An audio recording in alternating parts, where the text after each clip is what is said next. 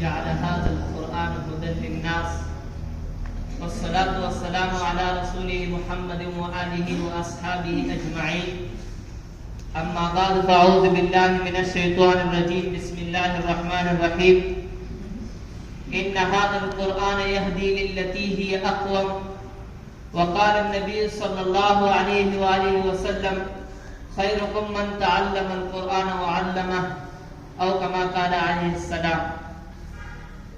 نہ گھبراؤ مسلمانوں خدا کی شان باقی ہے، نہ گھبراؤ مسلمانوں خدا کی شان باقی ہے، ابھی اسلام زندہ ہے، ابھی قرآن باقی ہے.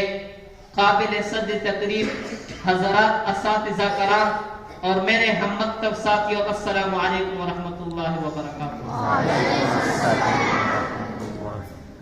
آج میں جس موضوع کا سہارا لے کر حاضر ہوں وہ ہے عظمت قرآن.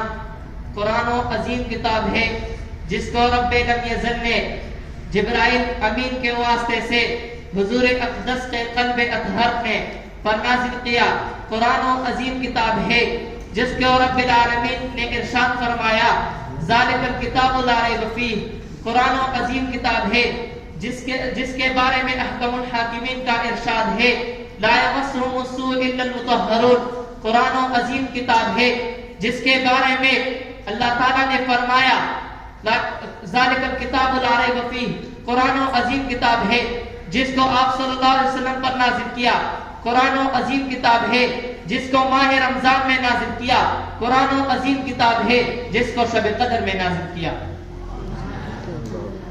سامعین محترم، اگر قرآن کی عظمت کو دیکھنا ہے تو جا کے شہروں اور دیہاتوں کے گلیوں میں دیکھو تو معصوم بچے آپ کو نظر آئے گے. سینے سے قرآن کو چمٹایا جائے گا اور آپ کو نظر آئے گے.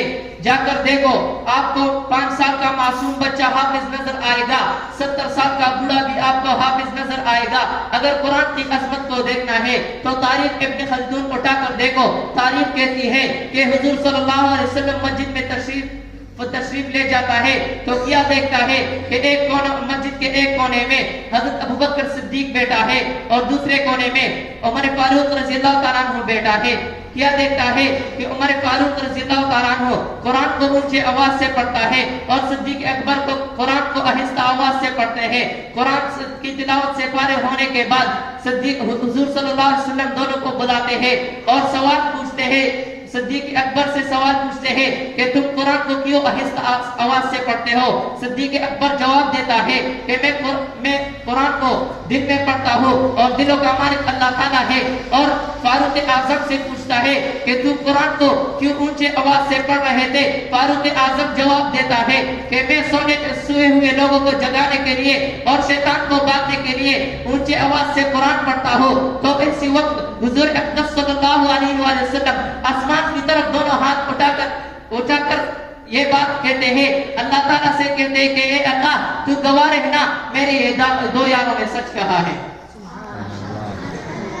سامعین محترم، قرآن کا ایک معجزہ اور بھی ہے. جب عمر فاروق رضی اللہ تعالیٰ عنہ نے اسلام سے پہلے جب عمر فاروق نے اسلام قبول نہیں کیا تو اس سے پہلے بہن اور بہنوئی کے اتنا مار کر کہ وہ لہو لہان ہو گئے. تو اس کے بعد عمر فاروق رضی اللہ تعالیٰ عنہ پوچھتے ہیں کہ یہ بھی بتائے کہ آپ کیا پڑھ رہے تھے، مجھے دے دو میں بھی پڑھتا ہوں. تو وہ کہتا ہے کہ آپ یہ قرآن مجید ہے، یہ اللہ تعالیٰ کی کتاب ہے، یہ ناپاک لوگ نہیں اٹھا سکتے. آپ پہلے غسل کریں پھر اس کے بعد قرآن اٹھائے. عمر فاروق رضی اللہ تعالیٰ عنہ نے غسل کیا، پھر اس کے بعد قرآن اٹھایا اور طٰہٰ کا سورت کی تلاوت کرتا ہے اور دل کی دنیا بدل ہو جاتی ہے اور فوراً حضور صلی اللہ علیہ وسلم کی خدمت میں حاضر ہوتا ہے اور اسلام قبول کر لیتا ہے. قرآن ایک عظیم کتاب ہے اور جو پڑھتے ہیں اس کو بھی عظیم کرتے ہیں.